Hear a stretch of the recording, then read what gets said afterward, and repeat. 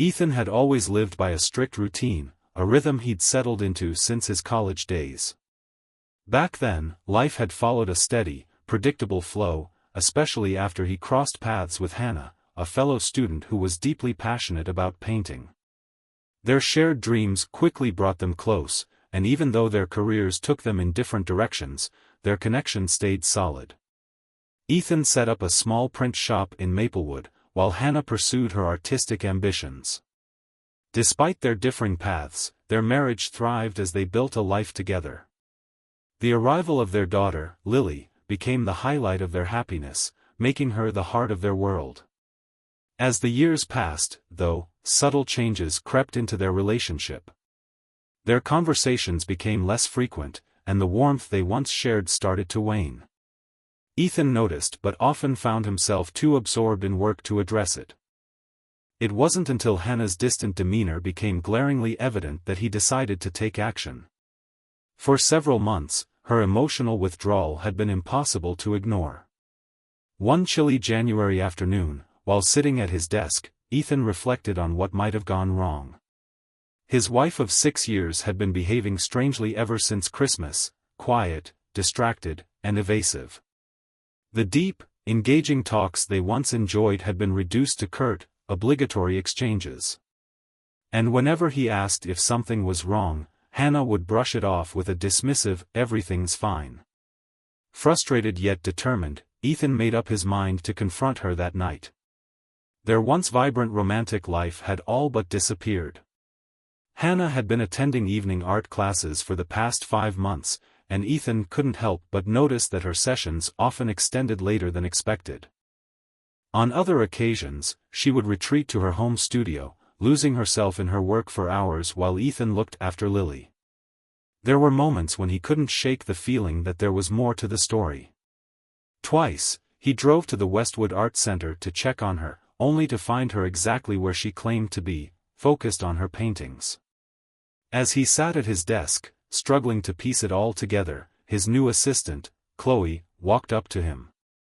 "Ethan, Hannah's on the phone," she said. Chloe, who had joined the shop just a few months ago, had quickly become an invaluable part of the team. Her efficiency in handling customers and managing daily operations gave Ethan the breathing room to focus on running the business. With the post-holiday lull finally easing up, he appreciated her support more than ever. Picking up the receiver, he greeted, "Hey, everything okay?" Hannah's voice was calm, yet distant. "Yeah, just checking if you'll be home at the usual time tonight," she replied. "I should be," he assured her. "Chloe's got things under control here." "Good," Hannah said flatly. "I need to talk to you. See you at 5:15. Before Ethan could say another word, she hung up. He stared at the phone in his hand, unsettled by how abruptly the call ended. Not too long ago, their phone conversations had been filled with light-hearted jokes and playful banter. Now, she could barely muster a proper goodbye. Ethan picked up a framed photo from his desk, a snapshot from their family trip to Cape Cod the previous summer. In it, he and Hannah were smiling at the camera, arms around each other, with Lily beaming in front of them. He thought back to the early years of their marriage, spontaneous getaways, endless laughter, and an undeniable spark. But now, even their physical connection felt like a memory from another lifetime. Determined to find clarity, Ethan resolved to get to the bottom of it that evening. The sharp ring of the shop phone yanked me out of my thoughts. I answered it quickly, then spent the rest of the afternoon trying to focus on work. Just as the day was winding down, Chloe and Ryan, my 2 employees, stepped into my office. Chloe mentioned a last-minute order that needed to be finished by morning. I glanced at the clock and shook my head firmly. "I can't stay late tonight," I said. Ryan, after a moment's hesitation, agreed to take on the extra shift. Grateful, I thanked him, gathered my things, and left in a hurry, eager to get home. Arriving earlier than usual, I found Hannah standing in the kitchen, staring blankly out the window. I walked up behind her and leaned in for a kiss, but she pulled away. "Please, Ethan, Don't, she said softly. We need to talk. My stomach sank as I followed her into the living room. She perched on the edge of the couch, her posture stiff. After a long, tense silence, she finally exhaled and uttered the words that would change everything. Ethan, I'm leaving. I'm filing for divorce. I froze, struggling to comprehend. What? Why? How can you just say that? Hannah avoided looking at me, her tone steady but filled with remorse. During my art classes, I realized I've fallen for someone else.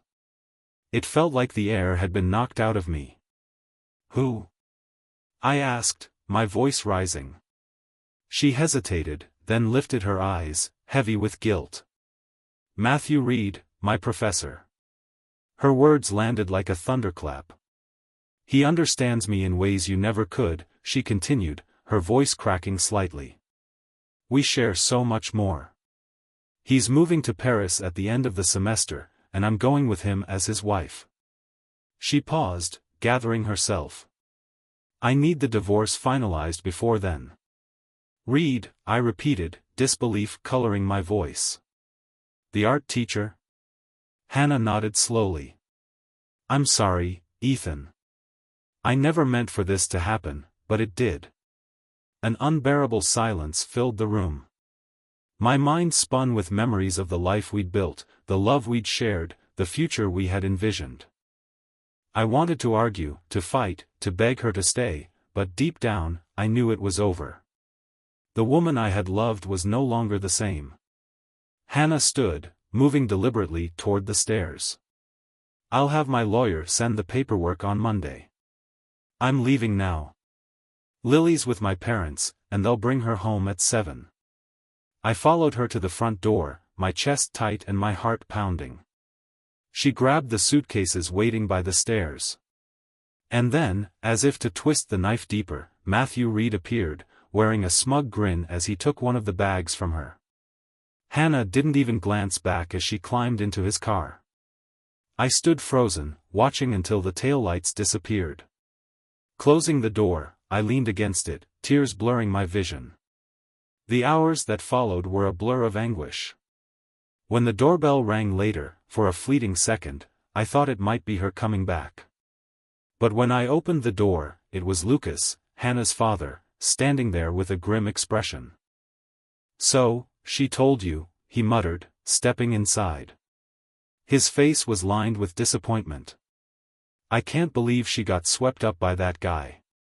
Vanessa, his wife, and their teenage daughter, Ashley, followed him in, carrying Lily in her overnight bag. Their faces were red and puffy, evidence of shared tears. Lily, however, was her usual bubbly self, blissfully unaware of the emotional storm surrounding her. I hugged them all, their presence offering a fragile comfort. Without siblings of my own and having lost my parents years ago, Hannah's family had become mine. They all gathered in the living room, trying to make sense of the whirlwind that had just torn through their lives. Tears flowed freely as the weight of reality sank in. Around 7:30, Vanessa suggested they eat something, and she and Lucas headed into the kitchen to make sandwiches. Ashley handed Lily over to me, and my little girl's laughter and playful tugging on my hair offered a fleeting moment of joy amidst the heartache. When the food was ready, we sat around the coffee table, plates in hand. I wasn't hungry, but I forced myself to take a few bites, grateful for the solace of their company. As I watched Hannah's family, I noticed the familiar comfort in their faces: Lucas, a retired school principal with a quiet wisdom about him, Vanessa, the spirited and nurturing grandmother, and Ashley, their 16-year-old daughter, shy and still adjusting to her braces. They were the only steady ground I had left to stand on.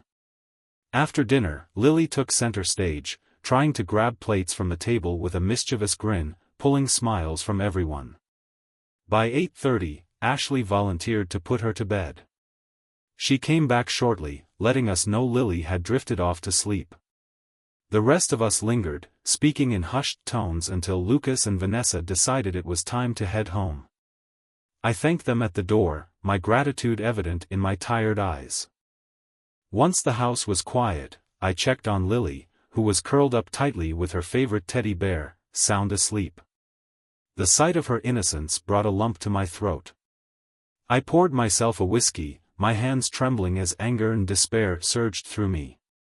Each burning sip dulled the sharp edges of my emotions. Hannah had shattered the life we'd built, and a quiet, bitter resolve took root: I wouldn't make things easy for her. Dragging myself upstairs, I flipped on the light in the bedroom.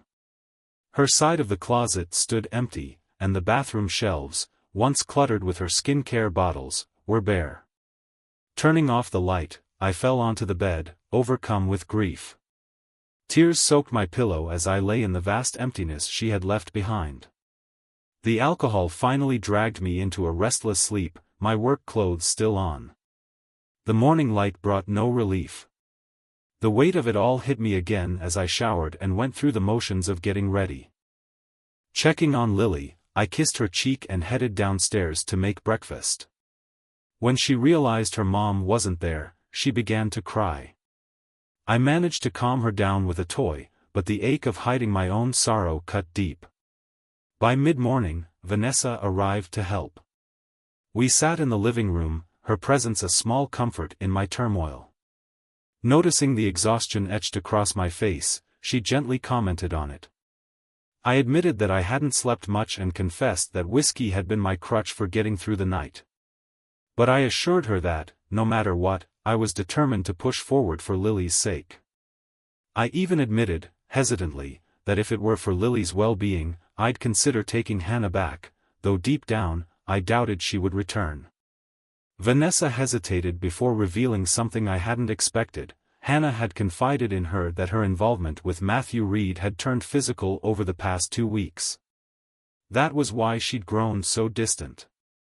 Vanessa quickly added that Hannah had acknowledged I was the more thoughtful and caring partner.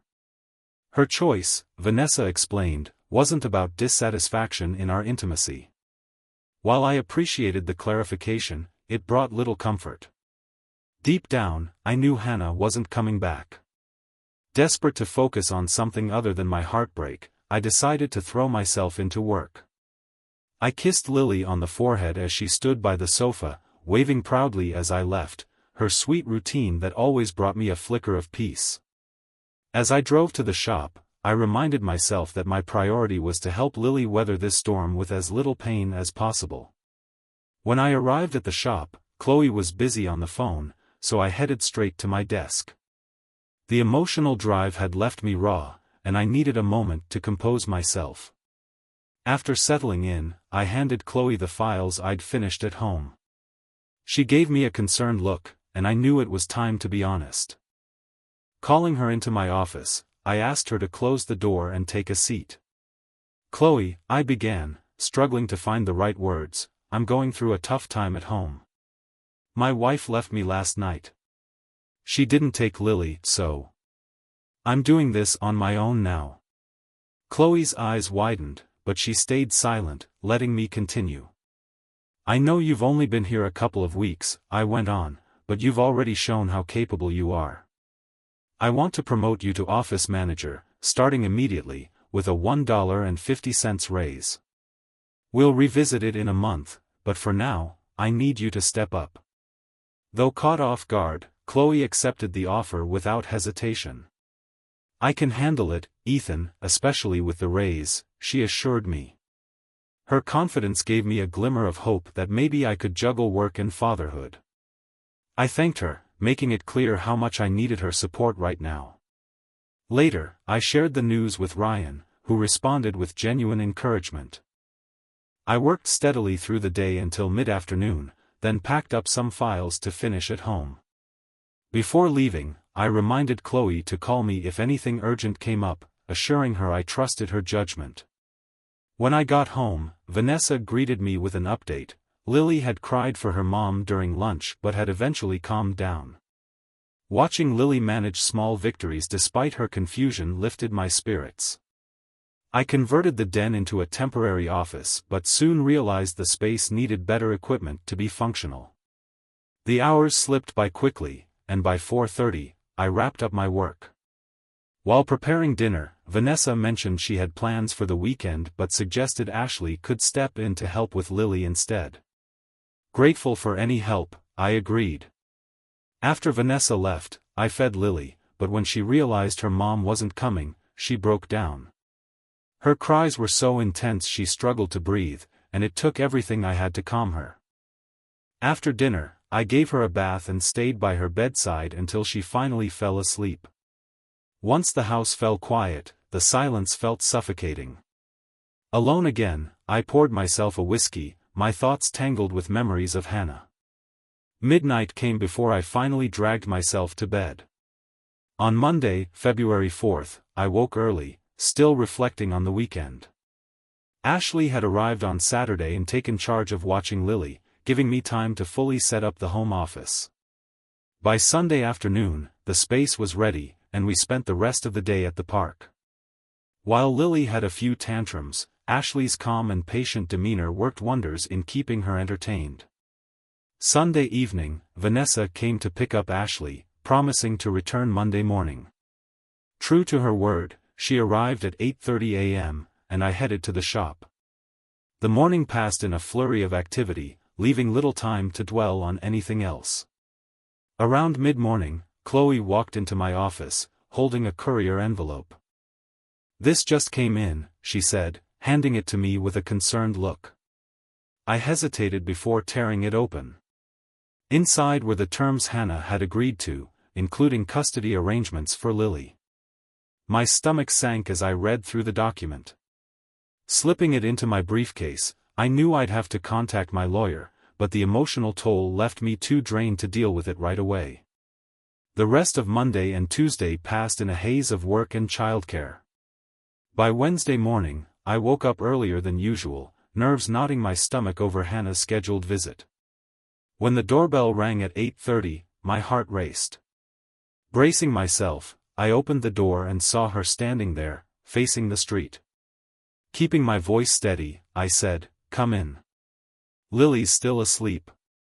I'm heading out now." Before Hannah could respond, I grabbed my briefcase from the kitchen and slipped out the side door. Avoiding any conversation with her felt like the only way to protect myself from unraveling. That Wednesday felt like the longest day of my life. My mind kept circling back to the fact that Hannah was at my house. The emotional strain hit me in waves, and twice I had to step away to keep from breaking down in front of Chloe or Ryan. I couldn't shake the thought that maybe I needed counseling for depression. At 4:30, I called the house. "I'll be home around 5, I told Hannah. "Please leave through the front door when I come in from the side. I can't handle seeing you today." Her response was brief. "All right." When I got home, I heard the soft click of the front door as it shut behind her. Looking out the window, I caught a glimpse of her car driving away, her gaze fixed straight ahead. She didn't look back, not even once. Dinner that night was a disaster. I barely touched my plate, and Lily started crying for her mom as soon as she finished her meal. Nothing I tried, her favorite toys, hugs, or distractions, could comfort her. Her sobs grew so intense she gasped for air, and I felt utterly powerless. It took nearly an hour of holding and soothing her before she finally settled down. After her bath, I stayed by her bedside, stroking her hair, until she drifted off to sleep. Later that night, I fell into my now familiar routine, a glass of whiskey and hours of heavy reflection. I stayed up past 1:30 a.m., unable to quiet my thoughts. As the silence stretched on, I realized I needed to take action, for both Lily's sake and my own. I couldn't let this passivity define me. First thing in the morning, I'd call my lawyer.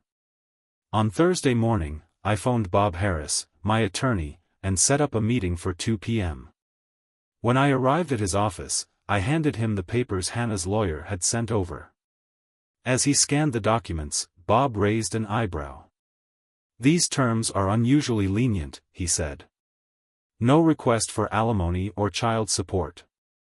That's pretty uncommon." I nodded, my mind already made up. I want her to surrender all parental rights, no contact with Lily or me. And I want a restraining order requiring her to stay at least 500 feet away from us. If she refuses, I'll fight her on it." Bob leaned back in his chair, looking skeptical. "That's a tough stance," he warned. "She might not agree to it." Still, he agreed to draft the terms and send them over.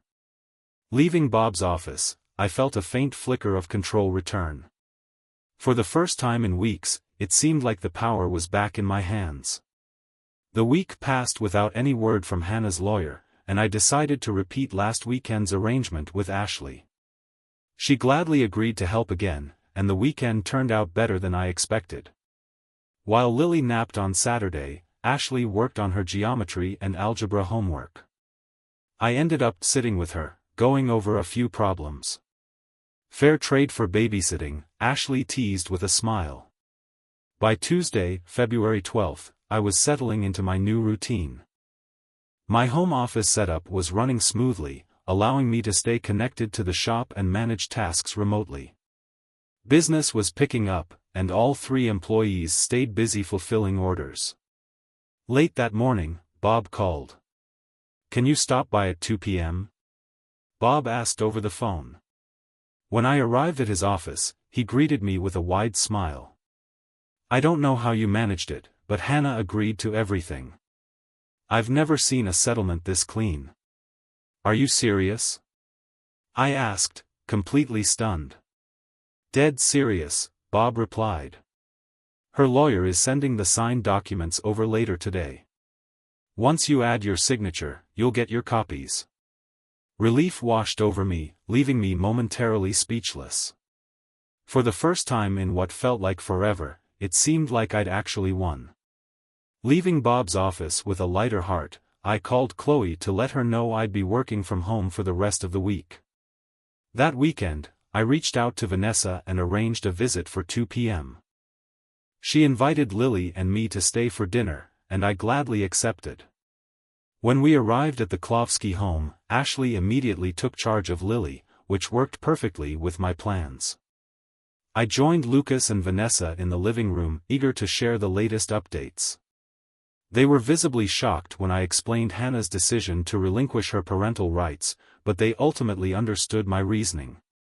Then, I presented an idea I'd been considering for a while. I proposed having Ashley move in with me to help care for Lily after school. This arrangement would give me the flexibility to spend evenings at the office focusing on my growing business. In exchange, I'd compensate Ashley for her help, while Lucas and Vanessa could enjoy more freedom to travel. I emphasized the potential benefits for everyone involved but asked them to discuss the idea with Ashley before making a decision. Vanessa seemed optimistic and suggested we bring it up with Ashley after dinner, promising to let me know their answer by the next day. With that settled, we spent the rest of the evening enjoying each other's company. After a peaceful Saturday night at home with Lily, I received a call from Vanessa on Sunday morning. She told me Ashley was excited about the arrangement, and both she and Lucas thought it was a good plan. With time being of the essence, Lucas offered to come over that afternoon to help get a room ready for Ashley. That afternoon, I walked Lucas through the layout of the house. At the top of the stairs, my master bedroom and en-suite bathroom were on the right. To the left was Hannah's old art studio, which had been sitting untouched. Down the hall were Lily's room and the main bathroom, with a guest bedroom at the end of the hall. Together, Lucas and I cleared out the guest room, making space for Ashley's belongings. We decided to repurpose the studio for her computer desk, bookshelf, and study area. Lucas also offered to buy a rug, curtains, and blinds for her spaces since I'd be busy balancing work and parenting. We also made plans to install childproof gates at the top of the stairs for Lily's safety. On Monday, February 18th, I called Chloe to update her on the new plan. I instructed her to call me on my cell for emergencies and to leave any evening print jobs for me, provided Ryan had other tasks to handle. The day went smoothly, with only 2 quick calls from Chloe. Around 3 p.m., Lucas, Vanessa, and Ashley arrived with enough of Ashley's belongings for a 2-week stay. Together, we spent the afternoon setting up her bedroom and organizing the studio. By the time we were done, her spaces felt cozy and functional. I thanked them for their help, gave Lily a kiss goodbye, and headed to the office. When I arrived at the shop, I called a meeting with Chloe and Ryan to explain my new schedule. From now on, I'd arrive at the office around 3 p.m., handle calls and meetings during business hours, and stay after 5 p.m. to focus on files and printing jobs. The goal was to reduce Ryan's overtime hours while ensuring the workload was manageable. Both Chloe and Ryan were supportive of the plan, and we got back to work without any issues. Ethan worked steadily through his files, taking a brief pause to eat a sandwich before completing 2 small printing jobs. By 9 p.m., he decided to head home early to check in on Ashley and Lily. The house was quiet when he arrived. He found Ashley in her study area, surrounded by textbooks and notes, still in her pajamas and deeply focused on her homework. When he asked how things were going, she explained that Lily had been a bit fussy earlier but eventually settled down. Ashley also asked for help with her math homework, which Ethan was more than happy to provide after freshening up. As they worked together, Ethan noticed how much more comfortable Ashley seemed around him. She smiled more often and didn't seem as shy as when she first moved in. Their relationship had grown closer, and Ethan felt a deep sense of gratitude for her support. The rest of the week passed smoothly as they fell into a steady rhythm. Ethan handled breakfast each morning while Ashley packed lunches, fed Lily, and saw him off to work. In the afternoons, Ashley cared for Lily until Ethan returned. Twice that week, he finished work early and joined them for dinner, impressed by Ashley's improving cooking skills. On another evening, Ethan stayed home longer so Ashley could study for a big test, heading to the office later that night. Their first weekend under the new arrangement went just as well. On Saturday, Ashley watched Lily while Ethan handled some tasks at the shop. That evening, he spent quality time with Lily while Ashley went out with friends. On Sunday, Ethan invited Lucas and Vanessa over for dinner to check in on how things were going. During the meal, everyone agreed that the arrangement was working well. They decided to make it permanent. Lucas and Vanessa promised to bring the rest of Ashley's belongings over during the week, while Ethan planned to set up temporary guardianship paperwork so he could handle any school or emergency matters on Ashley's behalf. They also agreed to open 2 bank accounts, one for Ashley's wages and another for her allowance, clothing, and incidental expenses, which Lucas and Vanessa would fund. With everything settled, Lucas and Vanessa shared their excitement about their upcoming motor-home trip.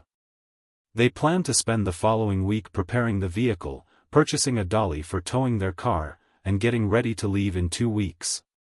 The next 2 weeks flew by as Ethan and Ashley fine-tuned their routines. A minor emergency arose when a major client requested a last-minute meeting.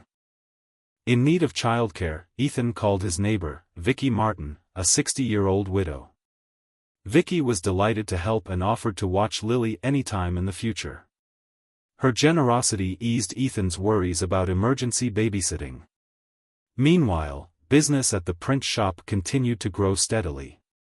By working evenings, Ethan avoided the need to hire additional staff. Chloe had become so competent that she rarely needed to call him for anything, and the weight of his responsibilities began to lift. For the first time since Hannah's departure, Ethan felt like he could breathe again. As the 1-month anniversary of Hannah's departure approached, Ethan found himself reflecting on how far he'd come. While thoughts of her still lingered, he began to accept that life without her was his new normal. Determined to stay healthy for Lily's sake, he decided to cut back on his nightly whiskey habit, realizing it had become a crutch. He had too much to live for, especially Lily. On Sunday, March 10th, Lucas and Vanessa joined Ethan, Ashley, and Lily for a family dinner before their big trip.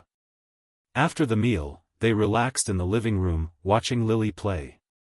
Vanessa expressed frustration that Hannah hadn't called since she left, and Lucas admitted he was surprised by her silence as well. Ethan, however, wasn't shocked. Given the terms of the separation, he said, I don't expect to hear from her again. During the conversation, I turned to Ashley and asked, do you have your driver's license? I remembered seeing her drive before but wanted to confirm. Lucas nodded, explaining that Ashley did have her license, though she wouldn't have access to a car since they'd be taking theirs on the trip. I offered to insure Hannah's old car for Ashley's use so she could drive to school and run errands. Both Lucas and Ashley were grateful, and Ashley promised to be careful, her excitement clearly written all over her face. As the evening wound down, Ashley tucked Lily into bed before returning to her study space. Lucas and Vanessa got ready for their early departure, exchanging heartfelt goodbyes and promising to keep in touch during their travels. Ashley and I waved them off from the front door as they drove away, eager to start their long-awaited road trip. By Wednesday, March 27th, another 2.5 weeks had flown by. Ashley and I had settled into a comfortable routine. With her now driving Hannah's old car, she took on most of the grocery shopping, usually on Saturdays, while I stayed home with Lily. On this particular Wednesday, Ashley had slept in because her morning classes were cancelled due to a teacher's meeting. She had asked me to take over Lily's morning routine, which was usually her responsibility.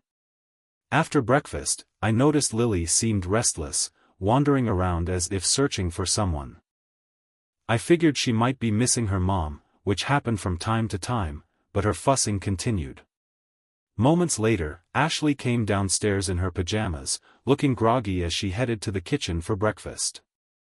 As soon as Lily spotted her, she stopped crying. I laughed and shook my head. Looks like she was missing you, not Hannah, I joked. Better not think about moving back home anytime soon. Ashley grinned as she poured herself a bowl of cereal. Don't worry, she said with a playful smirk. I'm not going anywhere. On Thursday, April 4th, around 10 a.m., I had just finished reading to Lily, who was happily scribbling with a crayon in her high chair, when the doorbell rang. After making sure she was secure, I went to answer it. To my surprise, standing on the porch was Michelle Monroe, one of Hannah's longtime friends. Hey, Michelle. Long time no see, I said, offering a friendly smile. Hi, Ethan. I thought I'd stop by for some coffee. Your assistant mentioned you've been working from home, she replied. I invited her in, and we settled at the kitchen table with mugs of coffee. Michelle, as always, looked stylish in a snug white sweater that flattered her figure. Leaning back in my chair, I watched her curiously. Okay, Michelle, I said with a knowing grin, what's the real reason you're here? She sighed, brushing a strand of hair from her face. I've been talking to Hannah. She knows she can't contact you directly, but she asked me to check in. She's not trying to cause trouble, she just wants a few photos of Lily. I nodded, keeping my expression neutral. That's fine. I get why she'd want them. I just hope it doesn't make things harder for her. Michelle pulled out her phone and snapped a few pictures of Lily. As she adjusted her angle, she commented, for what it's worth, I told Hannah she was making a huge mistake by leaving. I even told her that if my ex had been anything like you, I'd have never divorced him. I chuckled softly. Well, I appreciate the vote of confidence. I shared how tough the first few weeks had been but mentioned that things had gotten a lot smoother since Ashley started helping with Lily. Michelle's eyes brightened. Oh, so you've got a nanny now? Before I could clarify, her phone buzzed. She glanced at it and gasped. Oh no, I forgot about my hair appointment. She quickly snapped a few more photos, asking me to hold Lily for some of them. After thanking me, she rushed out the door, calling over her shoulder, I'll let Hannah know about the nanny. And I'll be back for more pictures if that's okay. Sure, just give me a heads up next time, I replied, closing the door behind her. On Wednesday, May 1st, Lucas and Vanessa returned from their trip, and Ashley and I invited them over for dinner.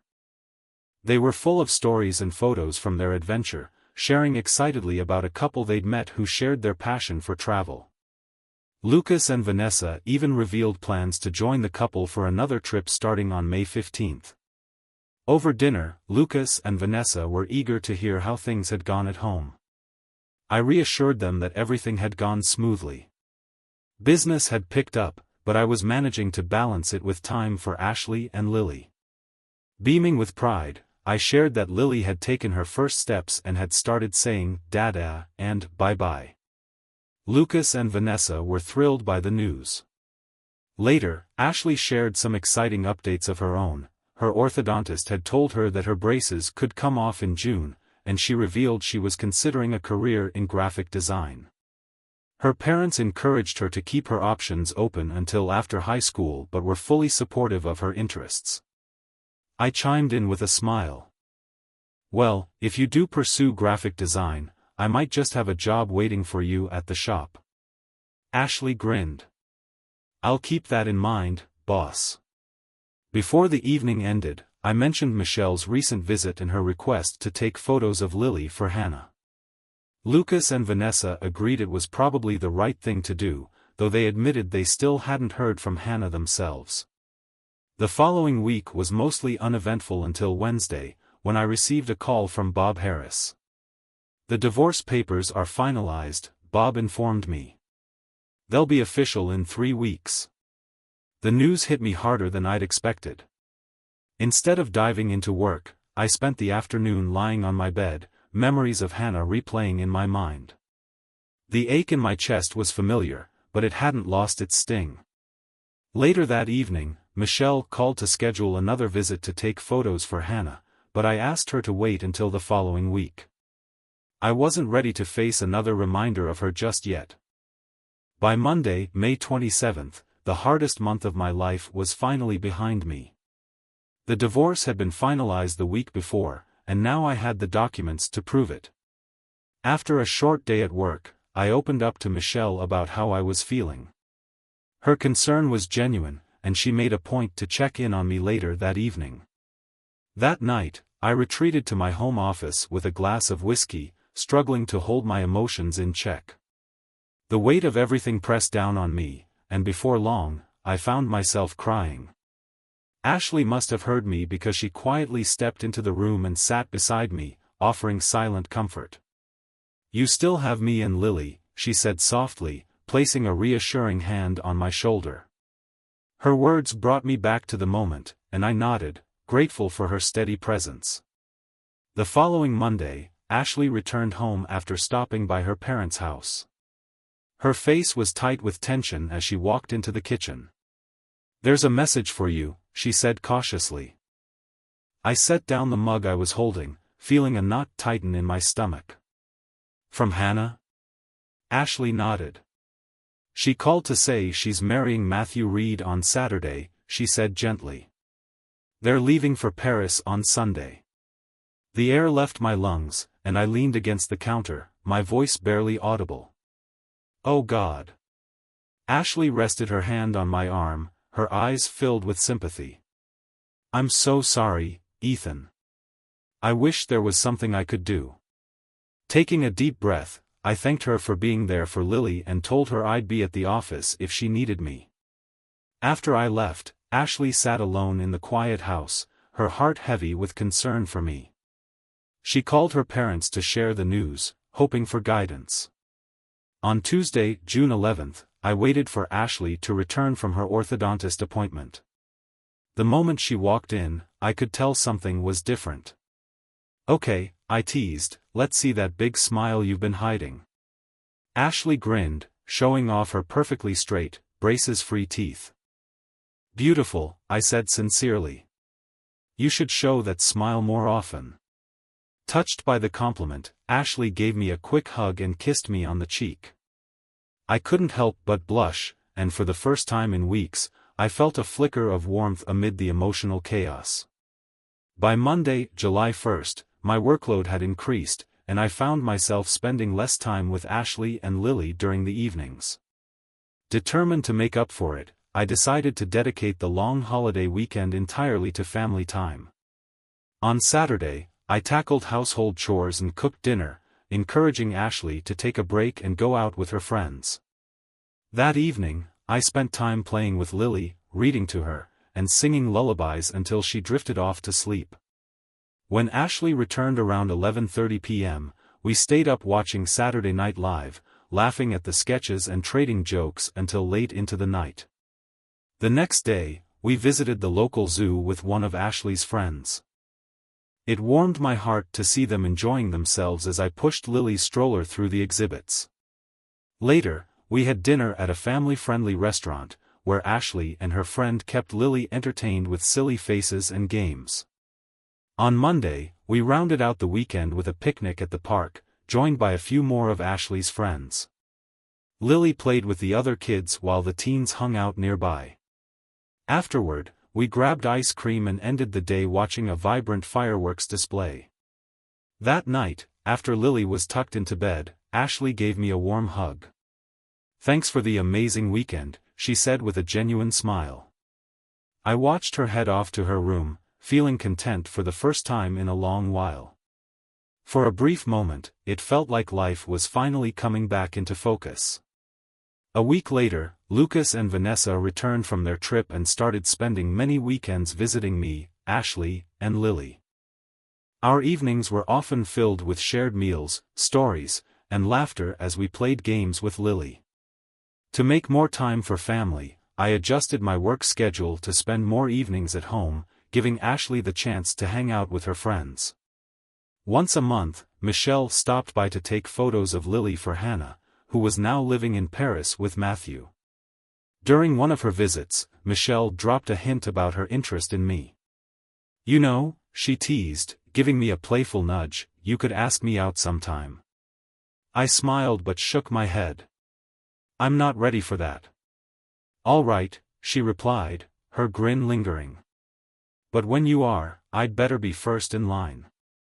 By early August, I overheard Lucas and Vanessa discussing gift ideas for Ashley's upcoming birthday on August 17th, realizing I needed to plan something too. I started brainstorming. On the morning of her birthday, I woke up early and put together a special breakfast. When Ashley came downstairs, she was surprised to see a "Happy Birthday, Ashley" banner, a bright tablecloth, and candles adorning the table. "Good morning, birthday girl," I said with a grin as I served her a stack of blueberry pancakes, her favorite, according to her mom. Ashley's face lit up. "This is amazing, Ethan. Thank you so much." After breakfast, I handed her a card and a gift certificate for a full day at Domenico's Beauty Spa. Overwhelmed with happiness, Ashley gave me a tight hug. Feeling a bit awkward, I gently pulled back and kissed her forehead. "Happy birthday, Ashley," I said warmly. "Best birthday ever," she replied, her smile stretching from ear to ear. Later that afternoon, at her parents' house, Vanessa couldn't help but tease Ashley when she noticed that the spa package I had given her included a bikini wax.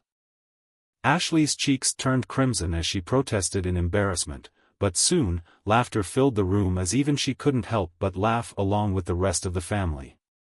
On Tuesday, September 10th, Ashley started her senior year of high school. Her first class didn't start until 11 a.m., so she spent the morning relaxing at home. Around 9:30, the doorbell rang. Curious, she peeked downstairs and saw me talking to someone. It was a well-dressed woman who seemed familiar.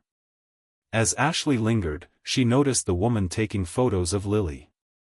Then, to Ashley's surprise, the woman placed a hand on my chest and said, "I'll hold you to that next month for sure," followed by a flirty laugh. Ashley stepped back into her room quietly, her mind swirling with questions. Who was the woman? And why was she acting that way with me? Later that evening, Ashley finally asked me about the visitor. I explained that it was Michelle Monroe, one of Hannah's friends, who stopped by monthly to take photos of Lily to send to Hannah. While my explanation seemed straightforward, Ashley couldn't shake an uneasy feeling as she headed off to school the next day, her thoughts still preoccupied. On Wednesday, October 16th, a warm autumn breeze swept through the neighborhood. I was outside in the fenced front yard with Lily, who was toddling around in her little shorts as part of her toilet training. I kept a close eye on her, ready to intervene if needed. Suddenly, the distinct click of a camera shutter broke the peaceful moment. I turned toward the sound and saw Michelle standing on the other side of the fence, camera in hand.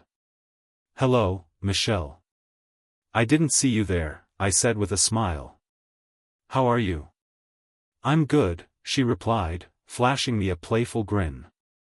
"But I'd be even better if you took me out to dinner this weekend." I chuckled, shaking my head. "All right, why not? How about Saturday night?" Her grin widened. "Dinner and dancing," she suggested with a wink. "Deal," I said with a laugh. "But you'll have to pick the spot, it's been a while for me."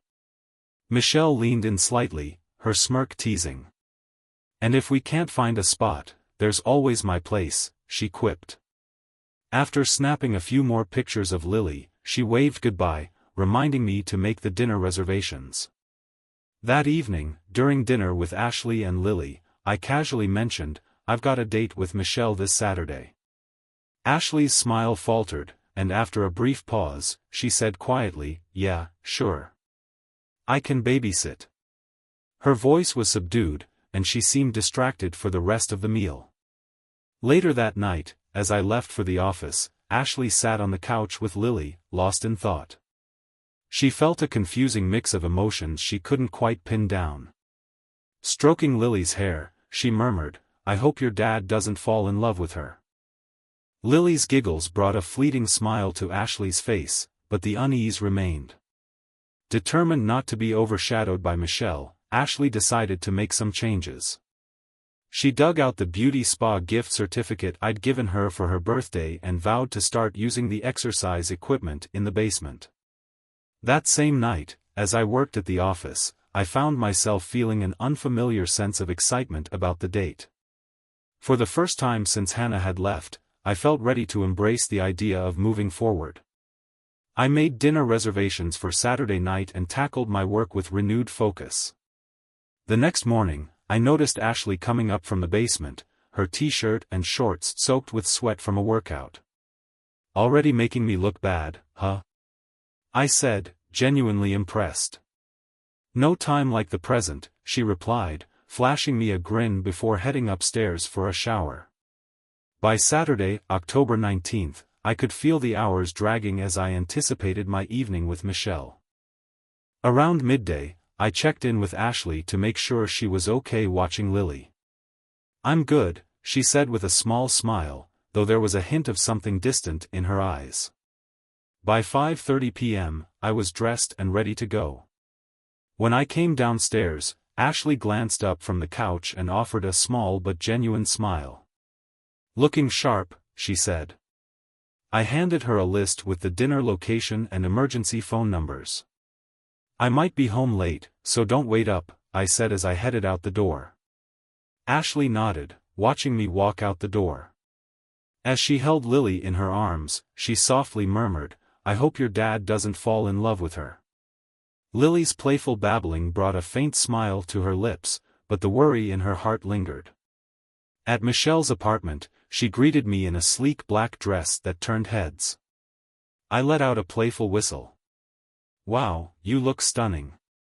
"Glad you approve," Michelle said with a sparkle in her eyes as she led me to the car. We headed to the Sheraton, a lively restaurant known for its upbeat vibe. Seated near the dance floor, we ordered drinks and enjoyed dinner, laughing and sharing stories. At one point, Michelle leaned closer and said, "I've got to admit, I'm surprised you asked me out, considering everything with Hannah." I shrugged.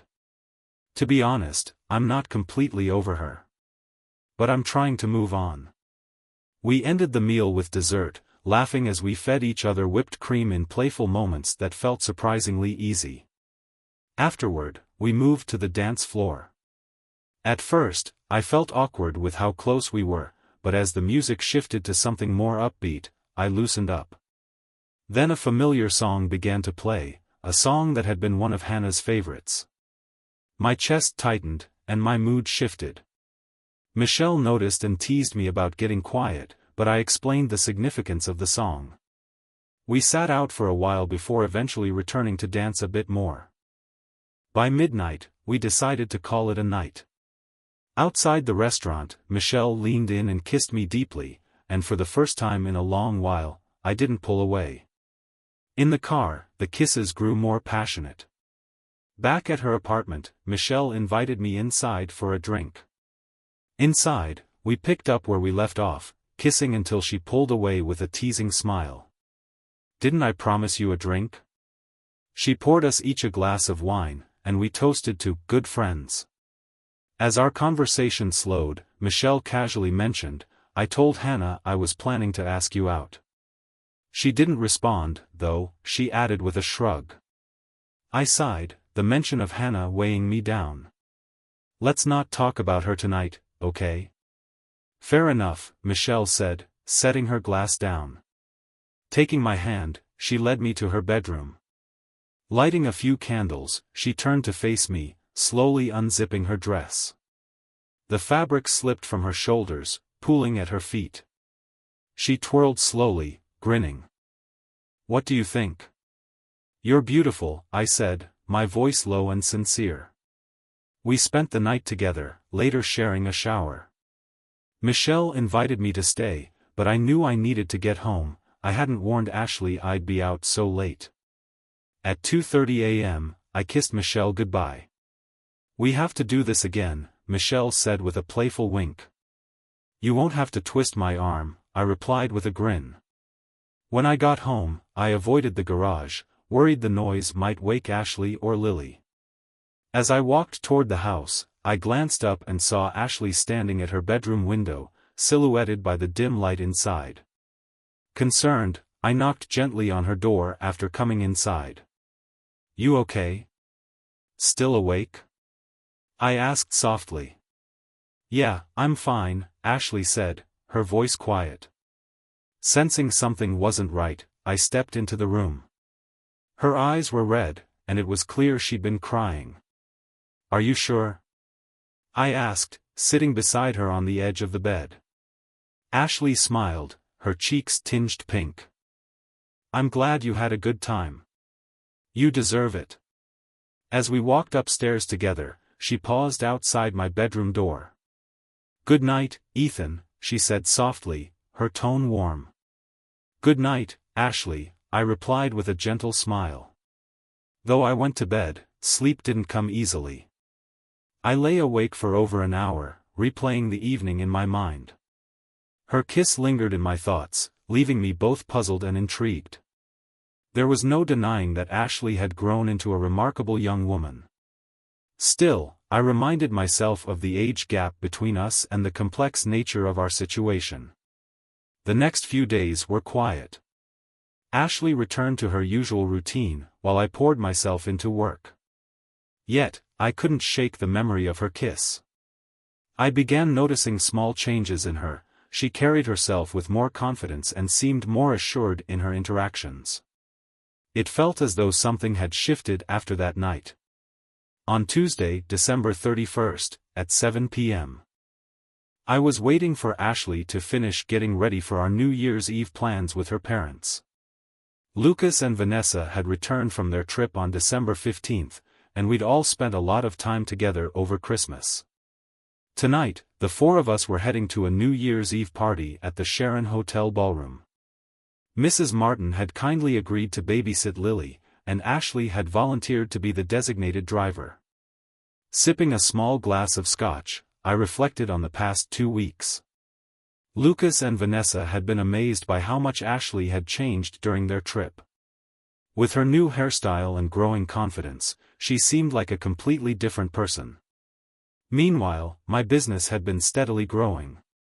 To give my employees a well-deserved break, I had reduced their hours between Christmas and New Year's so they could enjoy time with their families.